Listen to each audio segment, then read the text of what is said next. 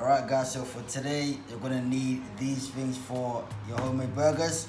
Some oil, brioche buns, some ketchup sauce, a tomato, a big one egg, cheese slices, an onion, try not to cry, and minced beef of course, and chopping board. Right, so the first thing you're gonna have to do is heat the olive oil in a frying pan. Frying pan is there, oil is in here. Don't put too much, like I did. And then what we're gonna have to do first is chop your onions, yeah? It doesn't really matter how you do it, as long as you don't cut yourself, right? Peel the skin off, or leave it on if you like it. But for this recipe, we're not gonna do that, because yeah, just don't. And make sure when you're cutting, you clean as you go.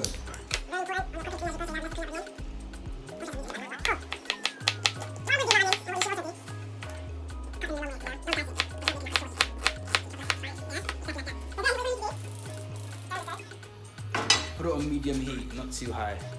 Alright. Get your onions after you've washed your hands. Don't forget.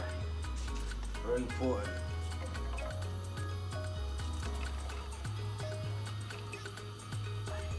Quick tip, if you want to make your onions caramelized, what you could do, heavy on the could, is add some soft brown sugar. You don't have to, it's just nicer. Okay. So when you've added your soft brown sugar, this is the type of color you should be getting from the onions. Nice and golden brown. You see?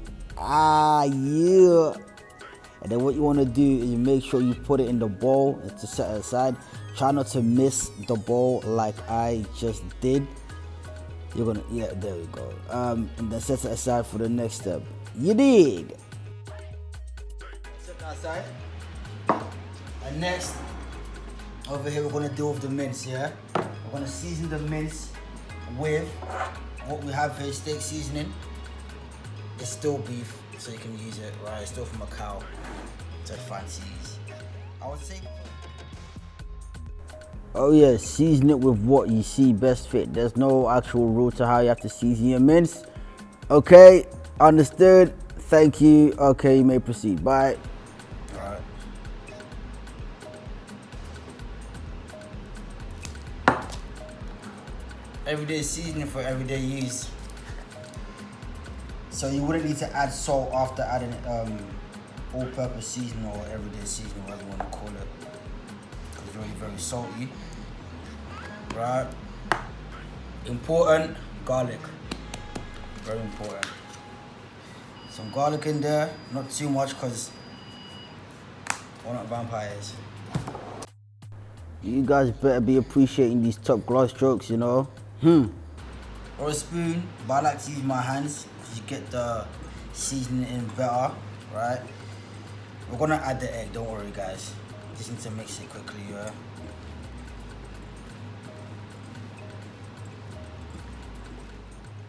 Alright, the cracker doing, you're gonna crack the egg, right? Right there in your mince, set your egg aside. Clean out after. Gonna get that together, make sure you try to make a massive meatball, that's the aim, yeah? I'm gonna use 2 hands, 1 hand's not working. Make sure you use 1 egg. If you use 2 eggs, you have an egg burger. You don't want that, okay?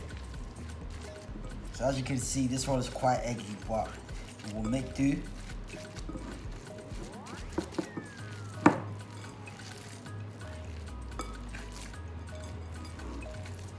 Big meatball. See? And then once you get to this, you can split it up into how many patties you want. We are going to make, we're gonna make 4 patties, okay? This is enough for 4. So everyone gets an equal sized patty. You don't want anyone else getting a bigger one. So here's your massive meatball, which we are now going to turn to patty. Okay, so here you have your massive meatball. You can season it with whatever you have in your cupboard. There's no specific, season you have to use. So that's one, that's two, and that's three, right? So unfortunately we can't make four. This is what happens when you have a line manager like Ella. You don't get the correct measurements for the meat you're supposed to be using. So yeah, let's carry on, guys. Okay, so now we split the burgers into three. Unfortunately we couldn't make four because there wasn't enough mince. So we've got 3 burgers here, or 3 big meatballs. What we're gonna do is mold it again.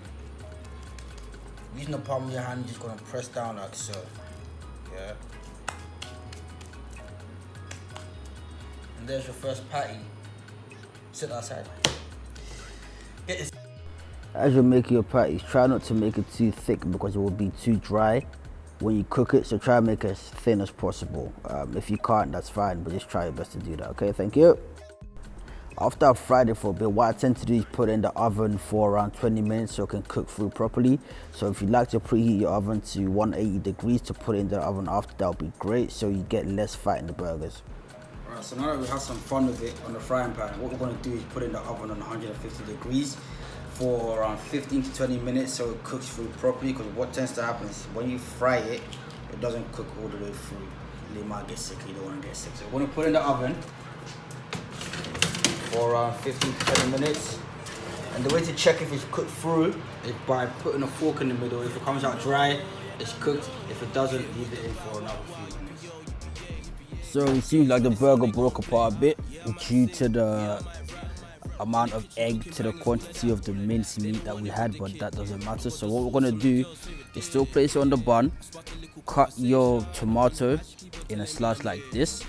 Try to use one, because when you use 2 tomatoes, they'll be off balance on the burger, and you want the burger to be balanced so nothing falls out. If you want to, you can put 2 on it, but that's all up to you. All right, thank you. A cheese slice of cheese. Place on there like so. That's your burger. Now you have the choice to use ketchup, barbecue, mayonnaise. This ketchup's not open yet. Put it on the top bun, alright, like that. If you don't like ketchup, you can use mayonnaise, spicy mayo, whatever you want. Then go. There's your homemade burger. I'm on my Fat Joe-ish lean back. Round of applause for my haters, but they don't wanna hear me clap back, so I stay G.